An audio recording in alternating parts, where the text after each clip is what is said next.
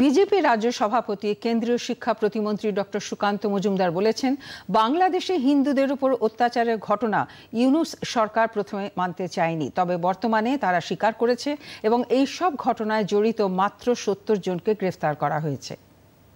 এখনো পর্যন্ত এতদিন পর্যন্ত বলা ভালো যে বাংলাদেশ এটা অ্যাকসেপ্টই করছিল না যে সে দেশে সংখ্যালঘুদের উপর অত্যাচার হয়েছে। যাই হোক, কমসে কম তারা অ্যাকসেপ্ট করেছে, মেনে নিয়েছে যে অত্যাচারটা হয়েছে, কিন্তু যে সংখ্যাটা বলা হচ্ছে আমার মনে হচ্ছে সংখ্যাটা অত্যন্ত কম। এবং আমরা দেখেছি হাজারে হাজারে সংখ্যায় মানুষ হিন্দুদের বাড়ি জ্বালিয়েছে, বাড়িঘর ভেঙেছে। সেখানে মাত্র ৭০ জনকে গ্রেপ্তার করা মানে হচ্ছে ললিপপ ঝোলানো। এই ললিপপ চষার জায়গায় আমরা নেই। পুরো ভারতবর্ষের বিভিন্ন জায়গায় গোটা দেশ জুড়ে মানুষ আন্দোলনে নামছে, হিন্দুদের স্বার্থের কথা ভাবছে। প্রথমবার আমরা দেখছি বাংলা মিডিয়া, আমি বাংলা মিডিয়াকে ধন্যবাদ দেব, হিন্দু শব্দটা তারা উচ্চারণ করছে, হিন্দু অত্যাচারের কথা প্রথমবার বলছে।